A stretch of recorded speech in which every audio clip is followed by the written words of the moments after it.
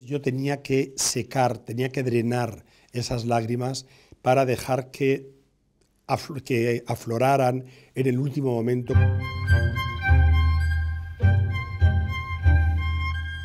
Bonjour Pedro, Bonjour Frédéric. félicitations pour Madres Paralelas, qui est un très beau film.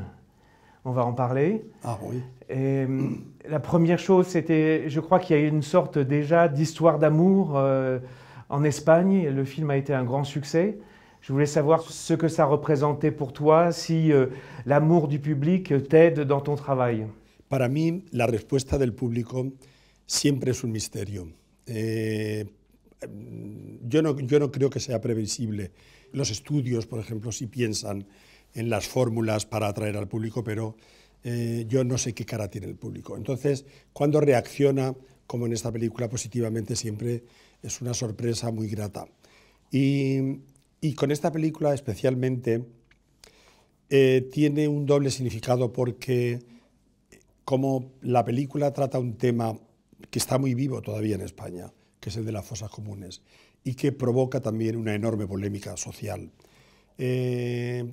Yo no tenía miedo, pero pensaba que podría haber alguna reacción por parte de la derecha, alguna reacción negativa, pero no ha sido así.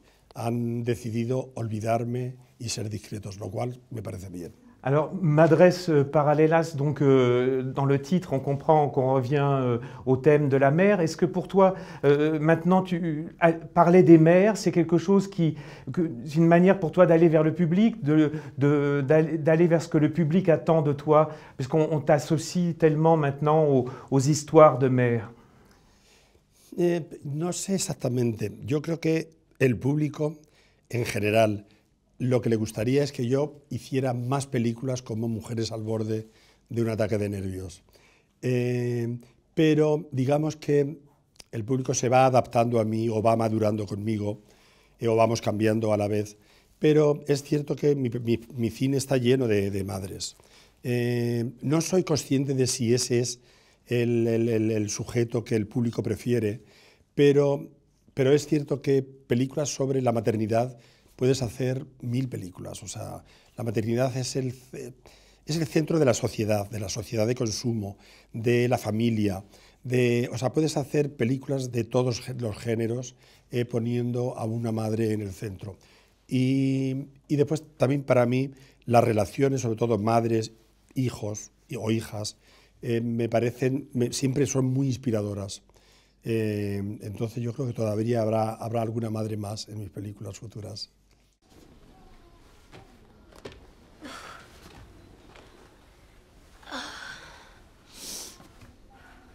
¿Estás casada? No. ¿Y tú? ¿Yo? No. Pues las dos somos madres solteras. Lo mío fue un accidente, pero estoy tan contenta. El mío también fue un accidente. Yo no me arrepiento, ¿eh? Yo sí. Pobre, no digas eso. Que todo va a salir bien, ya verás. No estás solita, ¿no? No, estoy con mi madre. Vale. Pero ella todavía no se ha hecho la idea. Pues ya se la hará. Une des belles choses de Madres Paralelas, c'est le fait que le film montre tous les âges de la vie. Il y a les bébés, il y a les deux mères, une qui est très jeune et l'autre qui a 40 ans. Il y a la grand-mère, on parle des arrière-grands-parents. On voit des photos en noir et blanc, donc du temps passé. Est-ce que pour toi, le film est aussi une réflexion sur le temps qui passe? Sí, yo creo que a mi edad, inevitablemente, yo soy muy consciente del paso del tiempo. Lo noto físicamente y también mi vida va cambiando con el paso del tiempo. Pero hay una especie en esta película de reconciliación de todas las edades alrededor de dos temas. Uno tiene que ver con los descendientes, es decir, con los hijos, y otro tiene que ver con los ancestros. Entonces, entre unos y otros están todas las generaciones y yo trato de que haya de que haya una especie de reconciliación a pesar de las diferencias de todo tipo, vamos, a pesar de las diferencias incluso ideológicas. Es decir, es evidente que Penélope, el personaje de Penélope y el personaje de Milena Smith representan, digamos, las dos Españas. Una es una España republicana, de izquierdas, que tiene un legado muy claro por parte de la abuela de abrir las fosas donde está el bisabuelo, y la otra es una España, la madre dice que es apolítica, pero cuando en España alguien dice que es apolítico significa que es conservador, que es de derechas. Entonces, esa escena de la cocina, donde la joven dice que abrir las fosas solo serviría para abrir viejas heridas, y Penélope se pone furiosa y le explica el país donde vive. Eso representa mucho a la sociedad española de hoy día con respecto a las fosas comunes. Pero yo trato también de explicar lo que es la verdad, que la derecha, por otra parte, nunca reconoce tal cual. Y es que la apertura de fosas y el énfasis con que los familiares lo están pidiendo, la generación de los bisnietos, o sea, han tardado mucho en pedirlo, se trata de algo meramente humano. O sea, la derecha cree que hay una intención de revancha o de ajuste de cuentas con el pasado, pero no es así. Es simplemente los familiares de las víctimas lo que pretenden es tener un lugar donde ir a ponerle flores o a rezarle a sus antepasados. Y eso no es político, es meramente humano. Entonces trato que todas las edades también se reconcilien entre sí, algo que en España todavía no es real. Sí, además de reconciliación también que las nuevas generaciones que tienen otros problemas y que no tienen memoria histórica, que han nacido en la democracia o han nacido en este siglo, yo me parece que deben tener memoria, deben saber de dónde vienen, porque muchos de los problemas que tienen también estas nuevas generaciones, a veces la raíz está en esos tiempos, y que creo que uno debe ser consciente de la historia del lugar de donde vive, o sea, de cuáles han sido las vidas de sus padres, sus tíos, sus abuelos, sus bisabuelos. Además también de que yo creo que eso facilita también que no se caigan en errores parecidos a los del pasado. Yo cada vez la veo más étnica, ¿eh? Se parece a tu padre, igual que tu padre. No sé cómo era mi padre. Era colombiano, ¿no? Venezolano. Un dealer venezolano, según mi abuela. Pero vete tú a saber. Pensé que estaba segura. Pues no.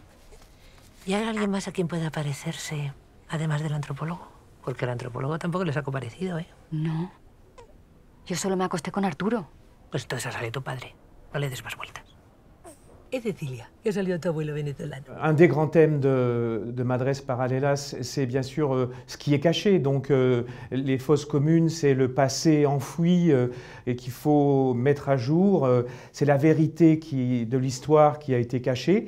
Mais ce thème de la vérité et de ce qui est caché, c'est aussi l'histoire de la mère que joue Penélope, Cruz, puisqu'elle va cacher des choses, on ne peut pas tout révéler, mais elle va aussi être tentée par la dissimulation, le fait de ne pas montrer la vérité, puis ensuite devoir aussi accepter la vérité. Donc ce thème de la vérité qu'il faut dire, c'est quelque chose de spécial, non? Aujourd'hui, pour toi, c'est encore lié au monde d'aujourd'hui, ou bien c'est une sorte de conscience de ce qui est juste? Comment c'est venu dans le film? Para mí eso es uno de los elementos centrales de la película. O sea, la búsqueda de la verdad, tanto la verdad pública como la verdad privada e íntima. Y en este caso el personaje de Penélope vive en absoluta contradicción, porque a la vez que busca la apertura de la fosa de su abuelo, sin embargo, esta verdad en su vida no se lleva a cabo. Ella vive en plena contradicción y de hecho vive ocultando algo que es esencial para otra persona, algo que es moralmente cuestionable. Y a mí me parecía interesante a la hora de escribir sobre las fosas comunes no ir como directamente a la fosa común, sino contarlo a través del dilema moral del personaje de Penélope. Me parecía muy enriquecedor para el personaje, lo hace también más complejo y también más difícil de interpretar, pero estamos hablando de la verdad y también estamos hablando de la identidad, a lo cual, quiero decir, durante más de la mitad de la película, el personaje central está ocultándolo continuamente. Entonces hay muchas resonancias, aunque el origen sea distinto, entre el personaje de Penélope y la historia de nuestro país. Por ejemplo, hay un elemento que es el silencio. Penélope guarda silencio acerca del origen de esa niña. Y por razones distintas, España ha vivido más de 50 años en absoluto silencio con respecto a la guerra civil. En las familias, los padres, los abuelos, las madres, los tíos, nunca hablaron de la guerra civil. Era un silencio provocado por el miedo, naturalmente, porque pasaron una posguerra muy sangrienta. No fue ya solo la guerra civil, la posguerra fue también muy violenta en España. Entonces, las familias de izquierda o relacionados con víctimas o republicanos tenían un miedo atroz, un miedo traumático. Y no se hablaba. Yo recuerdo en mi casa, mi padre fue a la guerra y nunca oí hablar de la guerra. Entonces, ha habido muchas generaciones, pero incluso después de la democracia, en que a nosotros nadie nos ha hablado de aquella guerra. Entonces, este silencio, de algún modo, tiene un paralelismo con el silencio de Penélope.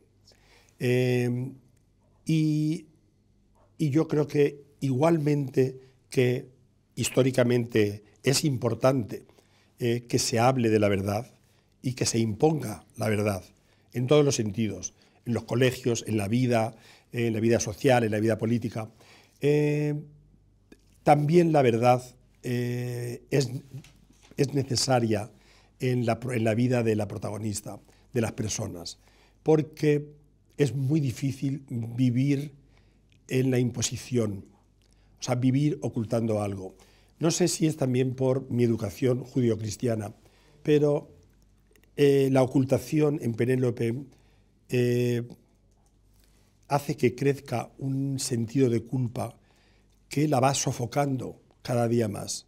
Entonces, esta escena de la cocina, en que ella le dice el lugar de donde viene, cómo ha sido la España del pasado, cuando el personaje se encuentra hablando de la verdad histórica, no soporta verse a sí misma que ella personalmente va en contra de la verdad, que es cuando se va a la terraza y empieza a fumar.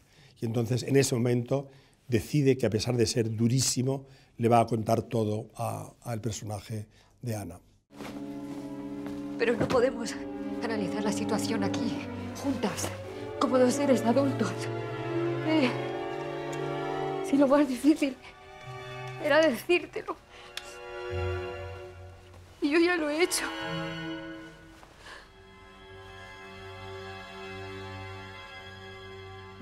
No soporto que te la lleves. Has complicado demasiado las cosas. Ya tendremos tiempo de hablar. Y ahora mismo yo creo que en el momento actual español, en el que tenemos por primera vez en los últimos 4 años un partido de ultraderecha, que es la tercera fuerza política española, lo cual es muy preocupante. Es muy importante porque los libros de texto de los estudiantes no hablan casi de la guerra civil. Y por parte de este partido hay un enorme revisionismo de aquel periodo. Y directamente hablan públicamente mintiendo acerca del origen de la guerra civil. O sea, hablan de que fue la República la que inició la guerra civil, ocultan totalmente el golpe militar de Franco. Entonces es muy peligroso porque también con la expansión de las redes sociales pues hay mucha gente que lee ese tipo de cosas. Entonces es especialmente importante. A partir de ahora hay una nueva ley de memoria democrática que dejará muy claro en los textos que van a estudiar los estudiantes todos los detalles acerca de cómo se inició la guerra, quiénes fueron los culpables y cómo fue la continuación de esa guerra, sobre todo para poder enfrentarse a este revisionismo muy de tipo Trump que en España está presente y que antes no lo teníamos. O sea, antes existía la ultraderecha, pero estaba dentro de la derecha oficial, digamos la derecha, la del Partido Popular. Pero desde que se separó ha crecido y es un verdadero problema para los españoles. Y para terminar, el problema que significa la ultraderecha en España, los españoles tenemos mucha envidia del sistema de votación francés, de la doble votación, de que haya unas elecciones legislativas y después unas elecciones presidenciales, donde se vota al más alto cargo del gobierno, es decir, el jefe del Estado. En España eso no existe. Aquí eso ha hecho posible que los partidos políticos hayan podido arrinconar a la derecha y separarla del poder, por tener esa doble votación. En España eso no existe y nos da mucha envidia de Francia en ese sentido. Hola, cariño. ¿Puedo verla? Va a ser muy morena, como tú. Yo cada vez la veo más étnica, ¿eh? No creo que sea mi hija, Yanis. No sé qué te habrá contado Ana de mí.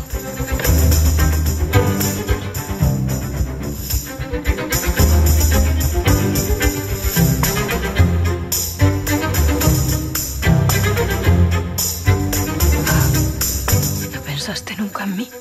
Todo el tiempo.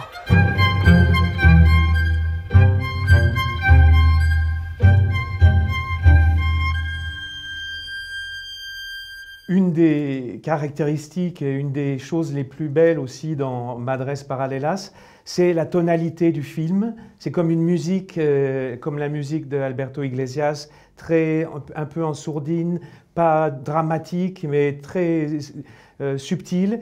Et il y a une sensation d'intimité tout le temps dans le film, parce que les personnages sont deux, par exemple, souvent deux. Même il y a beaucoup de scènes où Penélope Cruz est seule face à son écran d'ordinateur. Il se passe des choses entre elle et elle-même. Et il y a tout ce climat d'intimisme. Et je me demandais si ça vient de Douleur et gloire, si est-ce que l'ambiance de tes tournages a changé? Est-ce que tu aimes davantage les ambiances intimes? Yo creo que sí, que en efecto, no solo Dolor y Gloria, sino en Julieta ya había esa intimidad. Yo pienso que tal vez se deba a que me operaron de la espalda, entonces hago guiones de pocos personajes porque me resulta más sencillo el rodaje.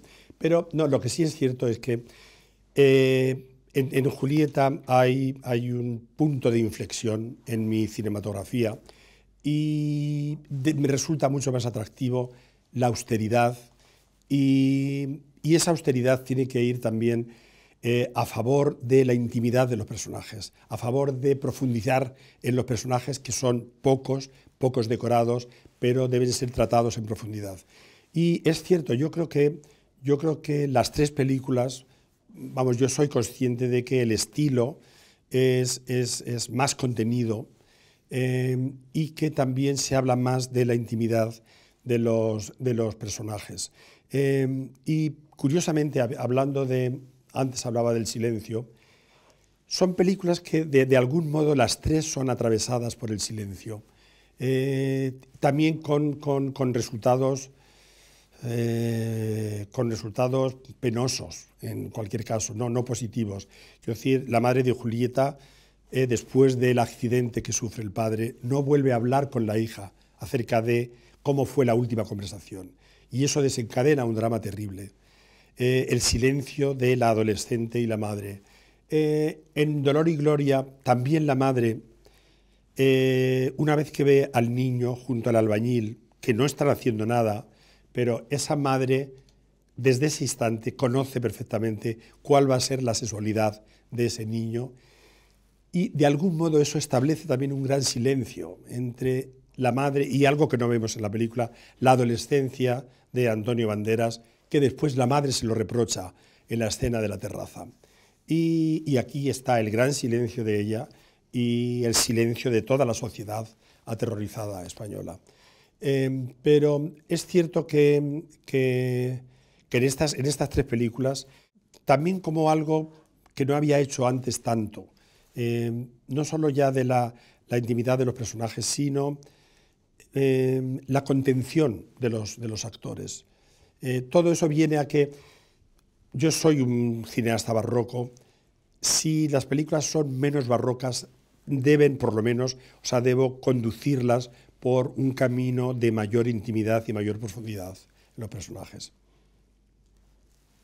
Pero no sé cómo será la próxima. No, pero es cierto que como director me siento más cómodo dirigiendo sobre todo escenas de 2, lo máximo de 3 personajes. Es lo que más me gusta. De eso sí soy consciente que con el tiempo, quiero decir, mi ambición como escritor y como cineasta es, de pronto, como en esta película, enfrentar a 2 madres, por ejemplo, la madre de Ana y Penélope, que también es madre, y donde la madre de Ana, de pronto, junto a una desconocida, habla de un modo totalmente claro y sin problema de algo que es muy problemático, que es su vida como madre. Yo creo que cada vez tiendo más a algo que pertenece más al teatro que al cine, pero yo lo trato de modo cinematográfico, o ya incluso reducirlo a un personaje, como en el caso de Tilda Swinton en The Human Voice. Sí, mi tendencia va más a favor de la palabra y a favor de la desnudez del personaje. Digamos que me voy alejando de mi querido Douglas Sirk y me voy acercando a mi otro querido Ingmar Bergman. Alors bien sûr, on doit parler de Penélope Cruz parce que c'est elle qui porte vraiment tout le film. Et elle a eu le prix d'interprétation à Venise et elle apporte quelque chose tout le temps dans chaque scène. Elle est pas seulement formidable, mais alors il m'a semblé qu'elle était dans un personnage peut-être plus naturel encore que d'autres. Si on pense à Volver, où vous aviez fait ensemble un travail sur son apparence avec des références à Sophia Loren. Là, c'est comme une femme d'aujourd'hui. Est-ce que ça veut dire qu'elle joue un personnage très naturel pour elle? Curiosamente, yo creo que este es el mejor trabajo de Penélope, pero no es el trabajo más sencillo de los que ha hecho conmigo, porque el personaje es más complejo, o al menos Penélope no tiene acceso inmediato a algunas de las reacciones y algunas de las emociones del personaje. Quiero decir, en el personaje, ya hablaba antes, hay 2 elementos importantes que son la culpa y la vergüenza de mantener ese secreto. Y para Penélope estos 2 elementos serán muy difíciles porque están muy lejos de su propia vida. Ella misma es madre, pero estos 2 elementos son 2 elementos extraños para ella. Yo creo que está extraordinaria y es en base primeramente a que es muy buena actriz, pero también a que hemos trabajado más de lo que hemos trabajado en las otras películas. Hemos ensayado el guión como si fuera una obra de teatro varias veces, porque yo sabía también que Penélope es una actriz visceral, o sea, necesita sentir lo que hace. Entonces, para ella era difícil sentir la culpa, porque inmediatamente lloraba y se ponía en el lugar de la otra. Entonces yo tenía que secar, tenía que drenar esas lágrimas para dejar que afloraran en el último momento cuando ya ella se encuentra sin la hija. Entonces, este proceso sobre todo el que tiene que ver con la culpabilidad y la vergüenza, era un proceso largo, que se consigue a base de trabajo. Entonces ella, afortunadamente, es lo suficientemente generosa para darme todo el tiempo que yo necesitaba para ensayar. Merci beaucoup, Oh, merci à vous, Merci. Frédéric, comme Merci. toujours.